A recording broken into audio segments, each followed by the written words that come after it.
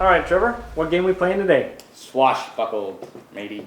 Aye. Arr. And you may notice that we are in a different location.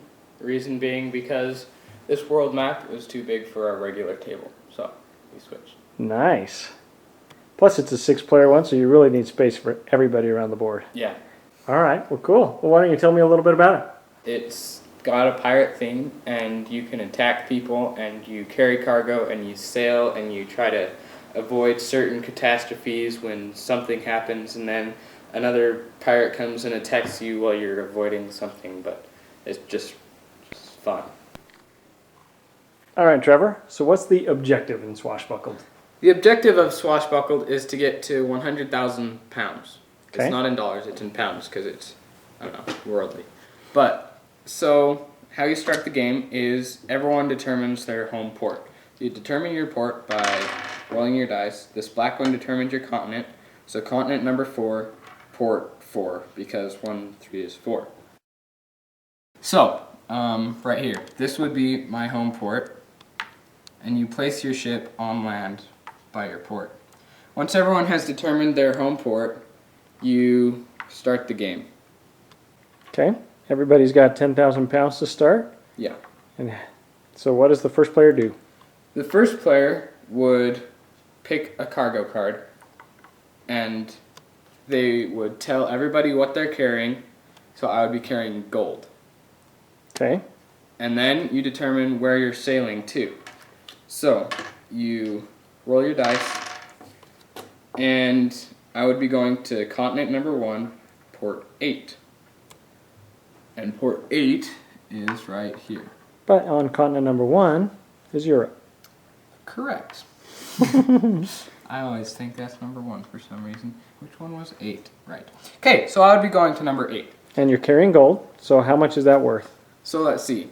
This determines what each one's worth. So from 4 to number 1, carrying gold is 8,500 pounds. So let me see that card.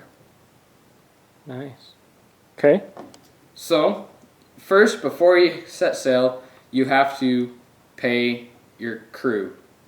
So like you pay them in advance. So you pay 10% of what you will earn on this trip.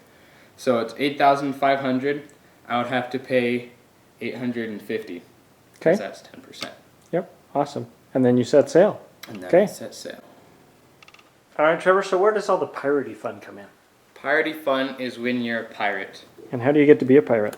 Because on your cargo card, there is sometimes you don't have anything in the corner, but sometimes you have something that says pirate. And you also have something that you're carrying. Now when you announce the card to everyone, you only say what you're carrying. You don't say if you're a pirate or a merchant. That's what nothing is. No offense to anyone who's a merchant. But, Anyway, so you can either be a pirate, a merchant, or Lord Nelson.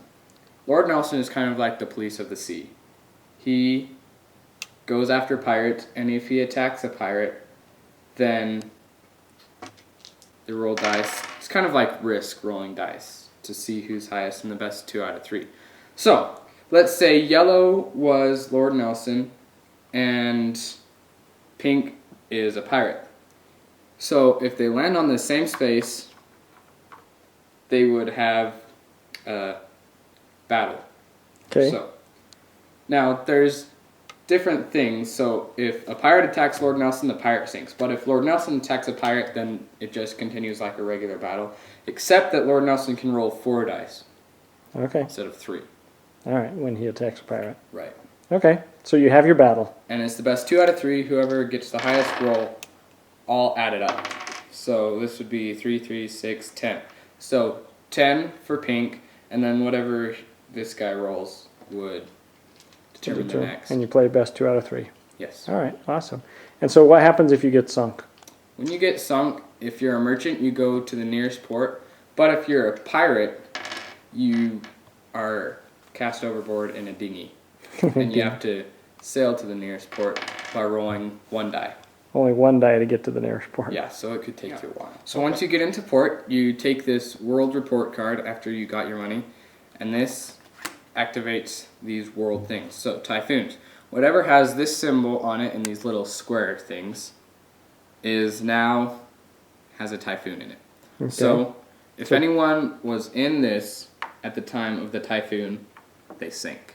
Ooh, yeah. And if anyone goes into it, they sink.